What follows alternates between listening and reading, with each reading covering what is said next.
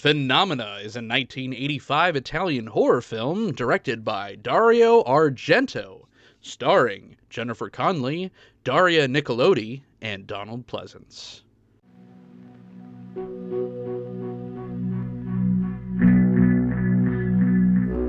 The wind, yes. The phone. Very particular wind. Typical of this part of the country. It comes from the Alps. The blasts of warm air cause snow avalanches. While it blows, there are those who say it causes madness.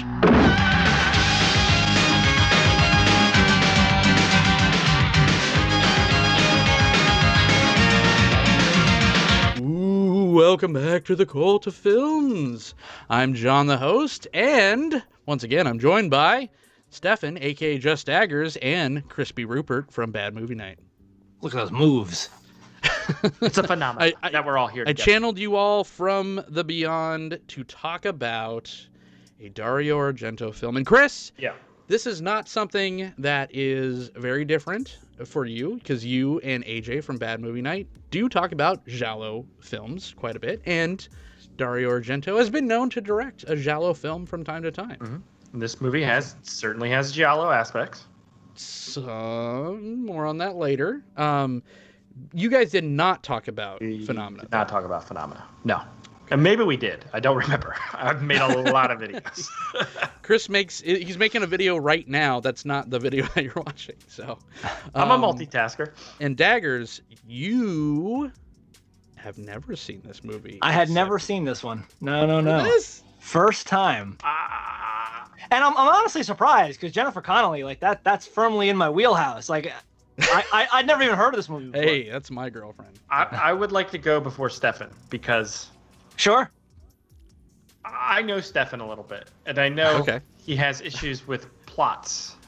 Sure. And it'll be interesting to hear from him about the perspective on an Argento plot. Argento firing on most of his gears. There is a lot of creativity to this thing. It is some hot nonsense in a lot of ways, but it's fun schlock with its storyline.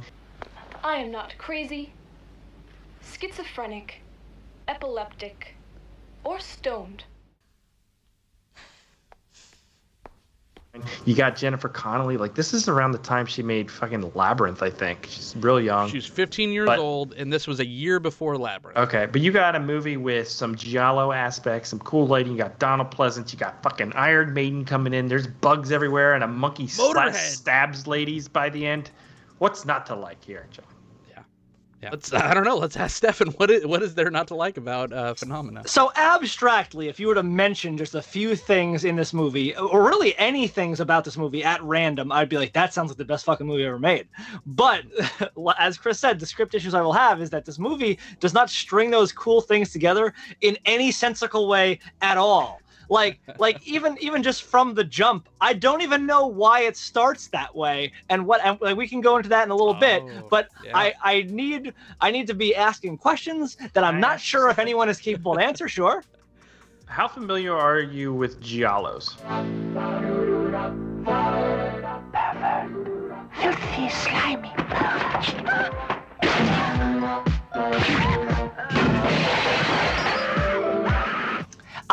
That's not like my pocket. I've seen a few, sure. But I can say I probably will always have the same frustrations. And it is. Was this your first Argento film?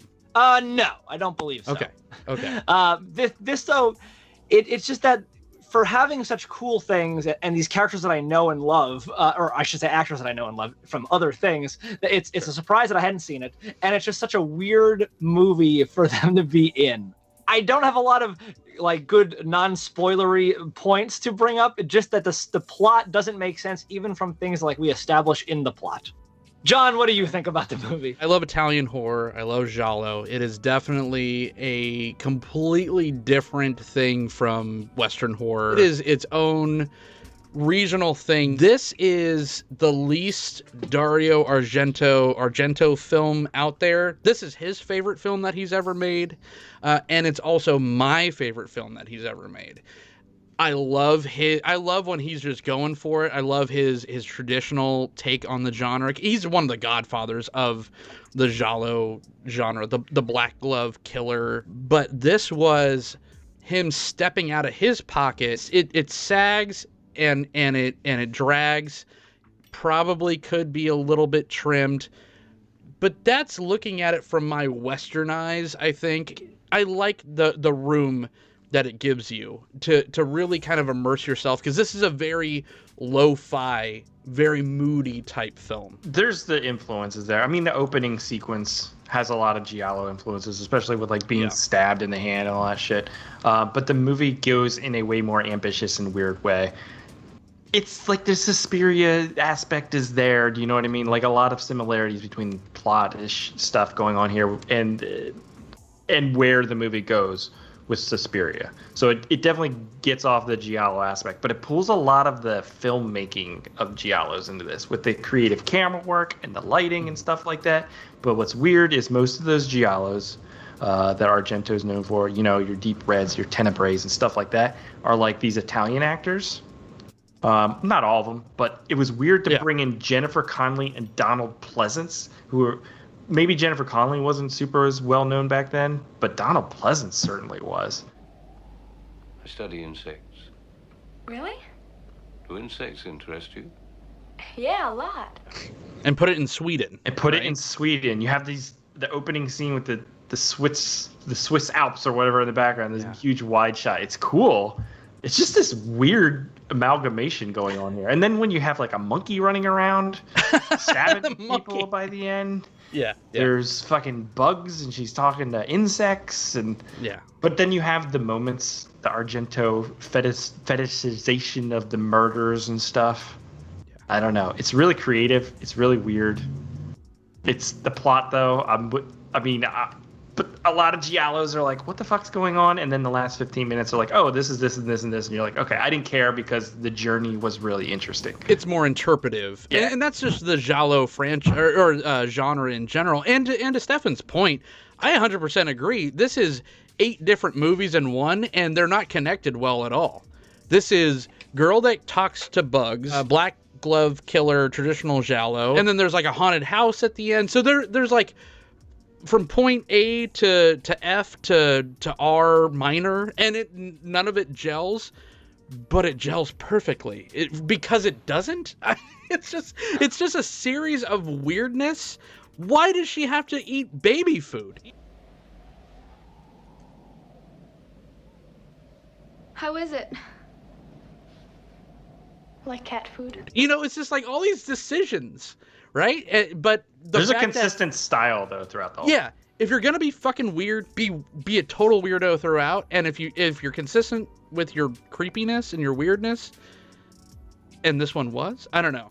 Are we convincing you at all? I feel like they are consistently inconsistent with a lot of the things throughout the movie. So like, yes, she has the power to talk with bugs through just like telepathy. She can also like, she's like psychic too, because she sees things that like. She's not near a bug. A bug didn't tell her these things, but she sees them and she dreams them, and she's a sleepwalker. Who is she, Stefan? Yeah, just give us the whole plot rundown. So Jennifer Connelly is a girl who's the daughter of a famous actor who named Jennifer, who we don't see, but he's some sex symbol. And she is in Sweden at this like boarding school, I presume, is all girls. It's supposed to be really nice. It looks ancient. It's big. It's got that going for it. It's got a lot of condemned buildings around it though, so I don't know what that says about it. And while she's there, she's having some like new episodes that are of an old problem she had with the sleepwalking, which is leading her to see the murders that are happening around because 8 months ago a woman's head was cut off and thrown in a lake or whatever. Cool scene. Just cool though. So cool. The slow-mo and it's so good. The slow-mo is so but it's only good because it's so bad. She's there now. She has to like discover and solve these murders throughout like a series of craziness. But like it's the problem that her powers are so generic and broad. It's that things just come when they are convenient. Like she's getting like this detailed study from a fly who's like, oh, I'll take you back to where this stuff happened. Flies don't live 8 months. That's not a thing. Like you couldn't like, and if the fly was a larva, that would be like telling a baby, tell me where you were. Where did this come from? What? You didn't even have eyes. I knew that you could be unleashed on this movie because you. See, I especially with Giallo, is like I am very easily able to separate the storyline from the experience of the movie and like the filmmaking. My experience is directly tied to things making sense or not. The plot is not nearly as important to me. And that's not to say there's not good plots in a lot of Giallos. I think Deep Red, for one, is really cool. But there's just such a craft going on in a lot of this stuff that just. But it wasn't outlandish enough for me to be like when a movie is just outlandish and every scene is outlandish. Then I'm like, okay, we're in a fantasy world. Yeah, things breeze by. Not until the third act. Right? They spend so much time. On outlandish though. What do you? Okay, so outlandish is like, you know, like a monkey killing people, or like, you know, a mutant child, or like, you know. That's still a plot. That's all. I'm talking about like the. No, but. Those are outlandish pieces that are in the thing. So you end up with 40 minutes of just girl in boarding school, which maybe could get trimmed to make that point go faster. But when you're setting something firmly in a reality thing, and then like it's like, oh yeah, but I also talk to bugs, like, and then it's back to reality. Oh, my roommate. Oh, we're talking about this, or we're watching TV. I summon the flies.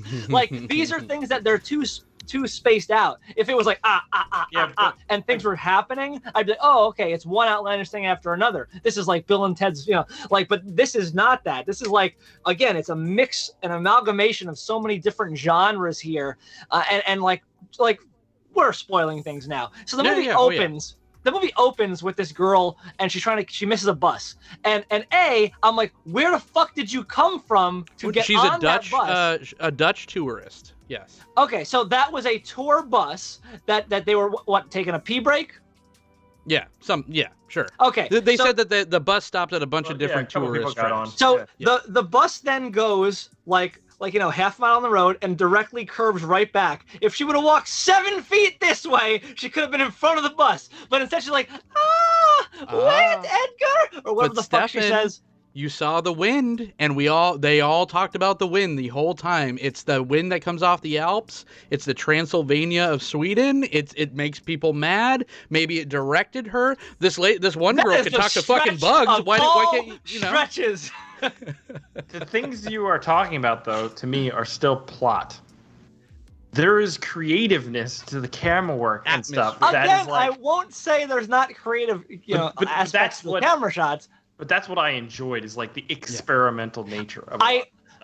Well, it's like this. If you got the best filmmaker to film what like a kindergartner wrote, I couldn't just go off of just enjoying how good the cinematography is when the person's just, we spin and we spin and we spin and then we fall. I need a real plot to wrap around these things. But I could have, if Argento made it in 1978 and it had like this incredible murder sequence in it, I wouldn't care what the plot was, just because it was so interesting to watch. We have different tastes. Opera. If you try to close your eyes, you'll tear them apart. So you'll just have to watch everything. Is a bit of more nonsense and some nonsense as well, but there's. I think that's his most grounded Giallo. It actually probably is, but there's like just sequences where they're like taping like blades to people's eyes. Yeah. It's like it's so crazy and so cool though. I don't know. You think of like Final Form Argento, you think of Inferno, right? That's where everything is like crazy zoom cuts to people's faces and reactions, and then you have like the comic bubbles around them and the stark blues and the intense Inferno reds, and that's what I think of when I think of right. But that's the fun outlandish stuff that you have 40 minutes of like none of that. Like that, all the stuff in the school is just so tame by comparison to everything else, and then you have this weird Mr. Magoo, she falls and her shirt catches and it drops her in a bush, and I'm like, you're just breaking everything. This is right after a very cool I spear you through the fucking head shot, and I'm like, okay, I like that. Great but like shot. The little things which become big things to me are the plot, where I'm like, okay, this was a nurse in a hospital and she was raped and has a kid. That kid is a mutant. okay, that happens. How did she get this mansion that has a security system, like people under the stairs? Like, how did this happen? It has it is like the school. It is so big and so like cavernous. It has like a dungeon with a body pool. That was the crypt of whatever, right? The Great Sarcophagus. Rather menacing name, appropriate to the insect that bears it. Can we just give so many props to a young Jennifer Connelly? Think about this young actress. They're like, we're going to fly you out to Sweden. We're going to put you up. This girl had to play with bugs. She had to be covered in maggots. She got thrown into dead body soup. She got her fucking finger bitten off by the chimpanzee in real life. So Dario Argento's, yeah, because Dario Argento's such an asshole that he didn't like the chimp's asshole constantly being in the shot. So he made Jennifer Connelly, he's like, no, flip the, turn the chimp. So she had to like turn him and then hold him in place. So that obviously pissed off the monkey. So he turned around, bit half of her finger off. They had to rush her to get her finger put back on. There was another night where production had to go down because the chimp got out. And so everyone had to go fucking find the chimp. And so all this shit. So this girl went through all this stuff, and she like was so down for everything though. So I think that is incredible. What a different experience between that and then just like, oh wait, so the worst I have to deal with is the Bowie bulge on Labyrinth? Yes, sign me up for this. I get to play with fucking puppets? Cool. No maggots? Though. It is a lot of bulge. Whenever I see chimps on like these types of movies, I always think that kind of thing. I'm like, well, they like to rip your face off, your crotch off, bite off your fingers. Like, there's no precautions on set, I guarantee it. And to hear that, like, this star had her finger bit off, holy shit. That chimp though is awesome. They had to cut most of the additional chimp scenes that they were gonna have because after he tasted human flesh, he became more aggressive to her. So every time he saw her, he tried to kill her after that. Or Jesus she, Christ. the chimp was a female. My savior. It's such a weird plot, and it's so sloppy. We're following her, and she's just going through the school. But if you're going to shoot something like a person dream walking or sleepwalking and stuff like that, I kind of want to get lost in it. And that's what they allow her to do. Yes, the acting is never great, but that's that style also. It's a different style of acting. Like a lot of Italian acting is more thematic. It's more like playing to the back of the room. It feels more like a stage play than just like a standard Western horror. I think it's emphasized by the fact that you're not speaking your native language too. So like there's like, oh, make fun of her. Oh, okay. And I'm like, what is that? Is that a Swedish thing? Is that Italian? What is that? Okay. And just the weird way they mock people. And I'm like, is this because it's an adult writing children things, or is it just a foreign thing? Because when they're like, I'm a bee, Buzz, I worship you. I'm like, this is fucking weird. And it feels weird. Yes. Like, not for what it said, for how it is being said. It's very much like, I'm like, it feels like a poorly dubbed thing when I'm like, I don't even know that it is. Like, it just feels weird. And like, that's kind of stuff that I like though. Like that takes a role as a character for me in one of the outlandish things where it's like, oh yes, weird people doing things. Okay, weird like German tourist rapist people or whatever, just like hit you with their car, pick you up, and then fly you into the woods. Like, these are weird things that if you kept doing those things, if we had more Mr. Magoo falls, it was like, oh, she's psychic and blessed by the angels and she can't be hurt. Like, these are things that could make it fun for me. It just, like, there was too many hips and valleys, I think, for my enjoyment level. Like, when dude gets his head cut off with a sign, I was like, this is the best movie ever made. And at that point, my mind is only thinking about this amazing thing I just saw. I forgot all the fuck about the monkey. So when that monkey comes in with a fucking switchblade, I'm like, hell yeah, this is great. He's straight razored her face. And like, finding a straight razor in a recycling bin, and it's a pristine, like, silver one, like you'd have in like your top desk drawer of your mahogany desk. Like, I'm like, what the fuck is this? Turn your brain off, son. So good. This movie's like a bucket list of like Argento. He's like, I want these things, and it doesn't matter how we get to them. Yeah, that's exactly it. It's a checklist, and we're just filming a checklist, and there's no paying attention to how we get there and back. Like, and I understand probably for budget reasons, there's only 2 scenes where there's like bug things, because like that's some of the cool stuff is like, block out the sun with my bugs. Like she's got all that shit, and I would have liked more of that, or at least start to use other bugs in certain ways. We get like, oh, the bug likes you, he gives you his pheromones. Oh, you smell that? Like there should have been something where she's like, roaches, yeah, like pocket sand. I like your Donald Pleasance impersonation there. That's really good. It's like he came back to life. Oh. It was funny that you brought up the bugs that blocked out the moon, because I love how they were, you said it was on a low budget, but I always say, you know, budgetary problems, not always, but sometimes they breed creativity and figure out ways to kind of push the envelope, because that literally is just them pouring coffee grounds into water and them superimposing that onto that moonscape, and it works. It looks you like definitely flies, can right? see some fuckery, but my thought is that even just doing that technique, they couldn't do it too many times. You know what I mean? Like anything that's more than nothing is too much when we're on a budget. Yeah, and Donald Pleasance, another great segue, because he's great all the time. But when he's in movies like this, you always expect him to have that like Cameron Mitchell syndrome. It's like, oh, he's in it, but he's going to be in it for like 5 seconds and that's it. Mm-hmm. No, he's in this movie. So, this movie didn't have a huge budget, but he's very much featured in it. And Chris, you probably understand this because you're a big Argento fan, but this is probably the least Weinstein-y feeling Argento film. But the His Donald daughter Pleasance would have been in it. I'm sure she would have been naked all along. I know. But he kind of goes there. He makes Donald Pleasance get pretty gross when the bug is like twerking for. He's just like, he's really trying to be your lover, and it's just like, dude, she's 15. Like, stop it. But she might be playing 16, so. And in Italy, and it's in 45. That's good to go. There's some uncomfortableness to a lot of that stuff sometimes. Yeah. But that, I don't know, movie shines though. Like that, just like even that, like the opening scene where that lady gets her hand stabbed. There's just the way that's shot with such intensity and stuff. Like every time he assembles the spear, right? Yeah. Like, that's such a weird plot point though too, where it's like, okay, you're a small child, you have a very niche specific weapon, like, and she uses it too, so it's a family weapon.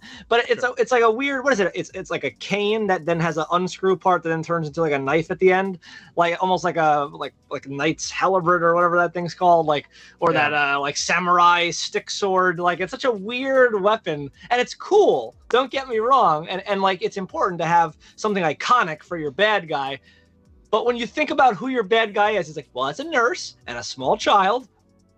The fuck is that weapon? Like, where did you get that? You had an antique store and you just found it? It was on his list. Yeah, it was on the list. I was on the list. And maybe I'm just a dummy, but the reason that they're murdering all these people is for the mom to feed them to the pigman child? Is that what you guys picked up? I did not necessarily know what, like, I know, like, Jennifer's dying because she potentially saw the killing and has to die. And everyone else, I'm like, wrong place, wrong time, maybe? I don't know. Just killing to kill? That's, when you see who the child is, you're like, that child broke those chains? What? And then when they go back to the house, the chains are unlocked in the same spot. So I'm like, what? Like, I don't know. A lot of just shots, and honestly, it works fine because like when you realize it's the mom, she would have unlocked him and put it down. It's fine. It just struck me as this odd thing, and like the maggots being everywhere. I'm like, okay, why are they on the soap and the towel? Like they're everywhere. Bodies like oh, they're blah blah blah maggots. They only live off of human flesh. All maggots look like that, or larvae or whatever. Like, think about how many skin cells are in your hand towel. See how many skin cells are on my vegetable oil now. That's a reference to another episode. Stay tuned. Subscribe to the channel. Hit thumbs up. Share it. All that again. Just things on that list. But when there's just no explanation for it. That's what's annoying. Like it's like when someone goes, "Well, crazy '80s movie," and I go, "You can't just write away everything by saying crazy '80s movie." Crazy '80s. This is crazy Italian movie. But there is an element of style over substance to a lot of these things. And if you, but I wonder what came first. So like, you know what I mean here. So was it? If you would have given the gentleman a quality script, the same aspects you like would be involved. It is not dependent upon things not making sense. That isn't the style in itself. That's just something that seems to happen because people are caring more about their filmmaking than their film itself. Yeah, but there's an element to these Giallo movies that the eccentric nature of the scripts is part of what makes them so unique as well. But is a lot of that writing a movie for people that are not, you know what I mean? Like if you're writing this movie in a different language, would it not necessarily, if I tried to write a movie in Swedish or Italian, it would be worse and incoherent because I don't understand the language. I think that might be a large chunk of it, and we might just be embracing it for the wrong reasons. But I think the same story beats were the same. Like that transcends. It's a pretty easy plot to follow, even though it's meandering and kind of messy. You're never really lost. There are some things where it's just like, why is she going for the phone so much? Like, why doesn't she try to escape? Plot hole. Why did she crawl through the window itself? Exactly. I was like, what the fuck? That window's huge. Your whole body is through it trying to pick up that stick. And I'm like, what is that stick? Why do you even have that? There's a weird obsession thing that's prevalent in all of Argento things where some of his characters get like laser focused and then there's no like taking him off that path, which is sometimes maddening and sometimes cool and makes sense. But it's because it's cool. Like in Suspiria, the lady goes into a room and it's just filled with razor wire. Why? Yeah. I don't know. Because it's cool. Right.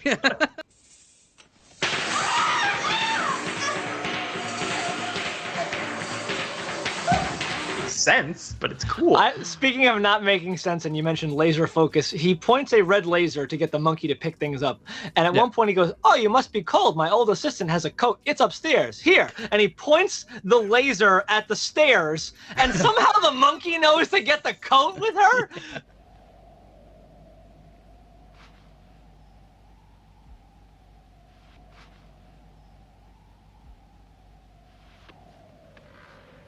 We literally just watched a movie where the rats do whatever Crispin Glover says. They have a telekinetic bond, Chris. That was never in the movie, though. Yeah, it's a Giallo thing you wouldn't understand. Touche. The actual actor that I want to talk about is, Dario Nicoletti. Just such an unsung hero of the Giallo genre in general. She was Argento's wife, and at the time of this film, she is the mother of Aria Argento.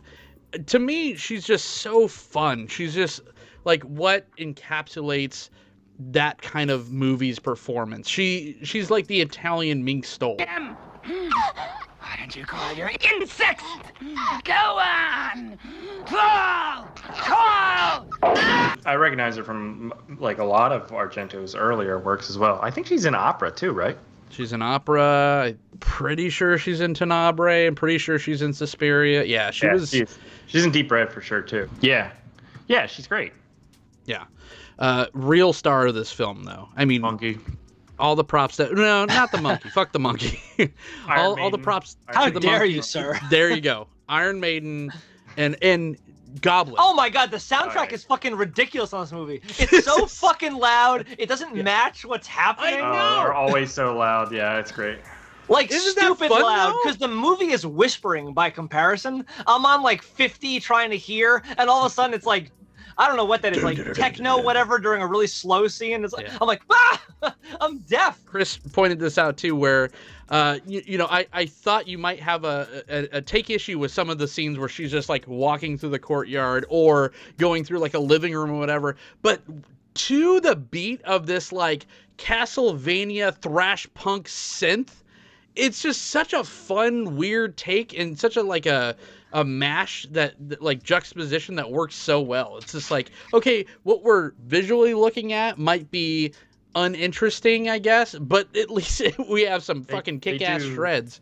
They do the exact same thing in like Deep Red when Goblin was like unleashed. Like a guy's just like scaling a building awkwardly for like 4 minutes and like the most intense fucking amazing music is going and you're like, I don't care what's going on anymore because I'm just into this fucking track. What is their contract? Like, do they like, is it that the music was available to them like through this, that, and the other thing, or do they actually have to pay and license this like a normal person would do? Like, it seems like such a weird choice on a movie that I'm like, this isn't needed and doesn't necessarily fit to pay the money to get it. Well, correct me if I'm wrong, Chris, but Goblin is the house band to Dario Argento as Danny Elfman is to Tim Burton. Basically, they had a good working relationship in a bunch of movies they did together, and it became this thing where he was able, when the visuals matched the music, it was like this perfect harmony. It isn't always there.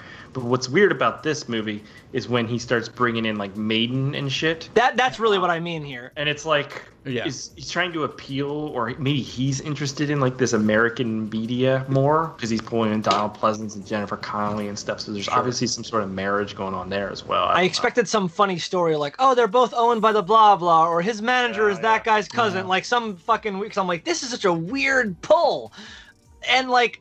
I get, like, in quotes, I like it because it's fucking weird, but as far as like a movie, I'm like, this is fucking dumb. Like it doesn't fucking like jive, and these are scenes that I don't know that would have been that much better if they had perfect scoring. Like for the moments that they're dropped into, it's the most peculiar choice. Western and European metal influences into this slow and somber, atmospheric, paranormal mashup with Giallo. It's just this weird soup of things, and they threw all the spaghetti at the wall and just to see what stuck, and some of it, admittedly, didn't work, but I think a lot of it did. I definitely enjoyed this as a one-time watch. Okay. I don't think I would watch it again, but I do want to make a very short video about this, and I will have to watch it again, so that's going to be annoying because my mind is fucking broken. Stefan, I urge you, from a schlocky aspect, to go watch Mother of Tears and Dracula 3D. Because I feel like you might enjoy them because they're. I enjoyed Dracula 3000. Okay, this is a different animal. And not much better. Not much better. How could you be better than the best movie ever made? It's not. Coolio's in that. Coolio, Casper Van Dien, my boy. Coolio's actually in Dracula 3D as well. He plays like big giant grasshopper. Is that real? If you're fucking lying to me. There's a giant grasshopper. It's not played by Coolio, but you can just. Well then, fuck.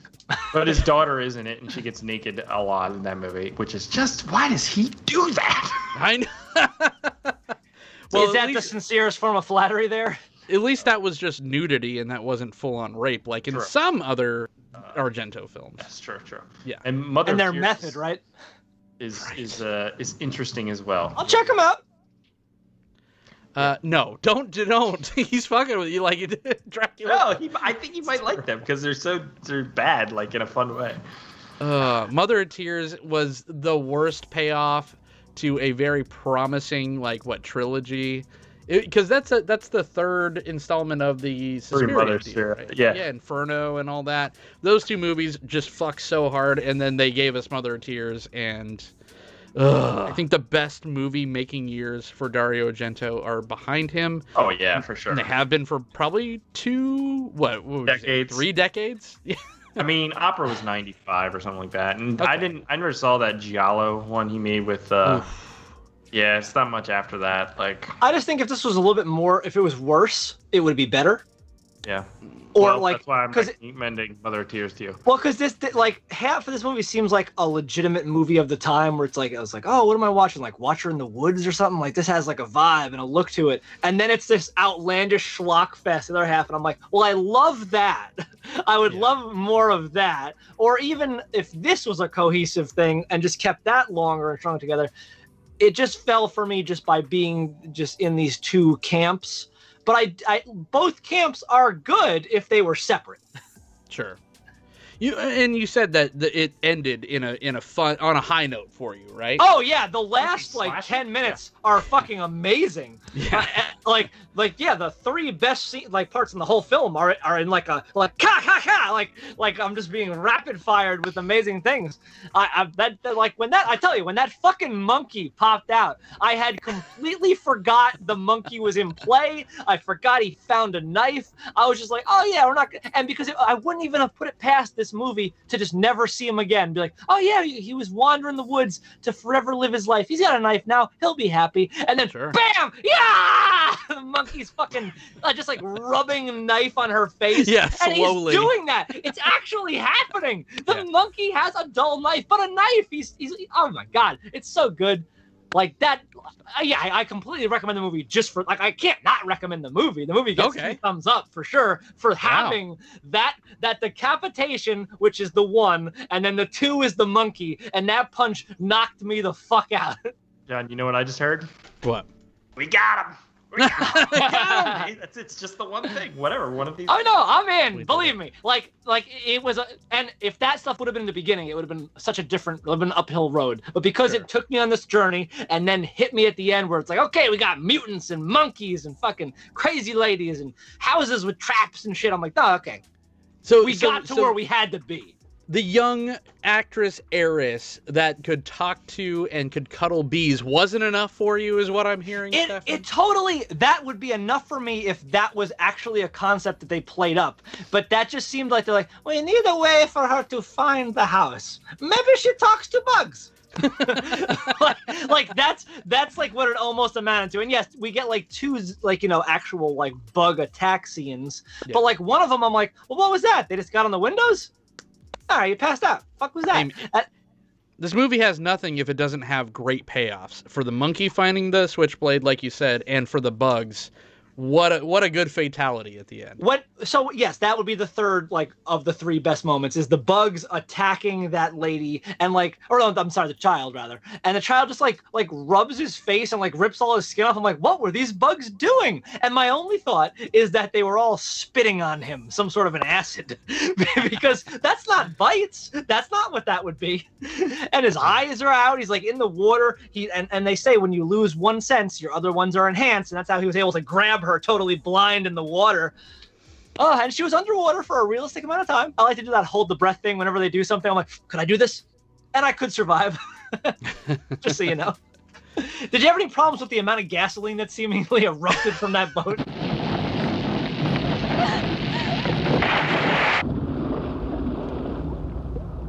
I'm gonna make a short film where a guy's underwater for not a realistic long amount of time and see what happens.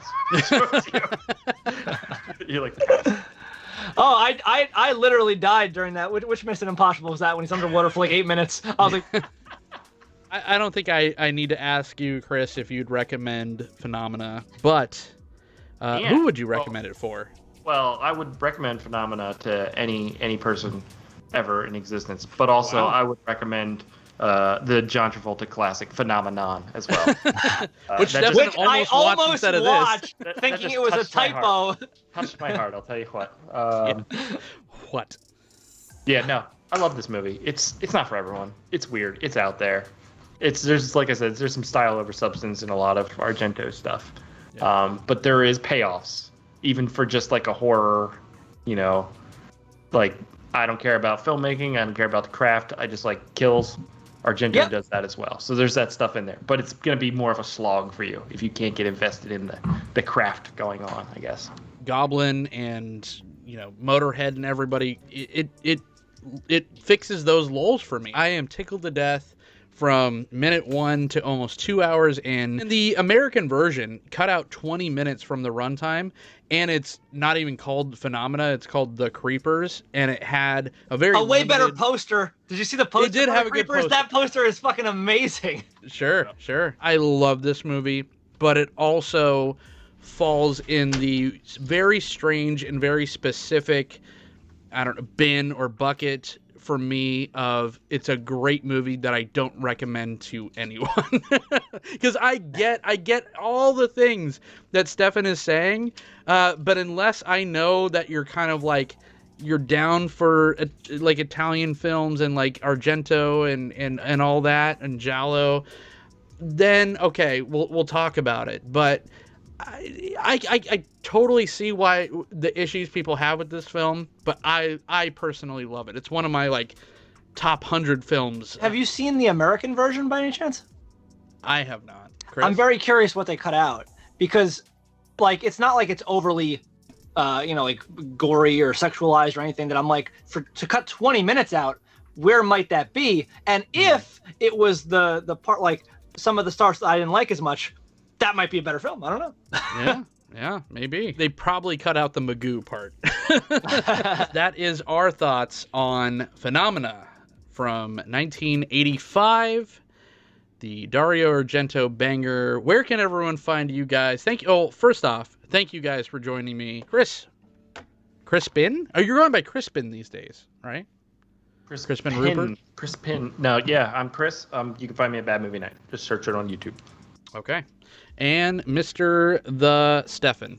I'd say search Cannibal Video on YouTube, but that probably won't get you directly to me. So go to www.cannibal.video, and that will link you directly to me. Yeah, I mean, you found me because you're watching this, but if you want to follow me on the Bird site, you could do so at Jon the Host, or you could follow this very show where you could talk to myself, and then if you want to, like, at the other gentleman, I'll let them know that's at the Cult of Films. You could hear this in podcast form, so if you're at work and you're bored and you don't want your boss to hear, just throw in your headpiece and listen to us chat about weird Italian horror films on Spotify and iTunes. Leave us, I don't know, don't leave us bees. I'm actually personally deathly afraid of bees. Fun fact, I finally got stung by a bee at 37 years old for the first time.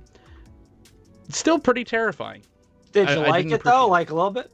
A little bit. Are you allergic? I wasn't. That's why I never wanted to get stung, because I'm like, I don't know if I'm allergic or not, and I don't want to find out. This motherfucker, like, stowed away on, like, groceries that I was carrying in, and he got me in the house. He wanted it more. Yeah. It was it a bee? Really was cute. It a hornet? What was it? It was a little really cute, fuzzy, black and white bumblebee, and I murdered it so hard that my kids cried. Wow, you hate the earth. Bees save the earth. Oh, you savage. I've gotten stung so many. My girlfriend is like deathly allergic, so I get in front of every bee and like, you know, agitate them so that they go for me instead. I've gotten stung so many times. What a hero. Wow. Yeah. She drove our truck over a hive once on accident, and like I was like, oh god, I like jumped on the grenade. Oh my god. You were like Macaulay Culkin from My Girl. Tell people we're talking about cult films, and we'll see you next time. Bye.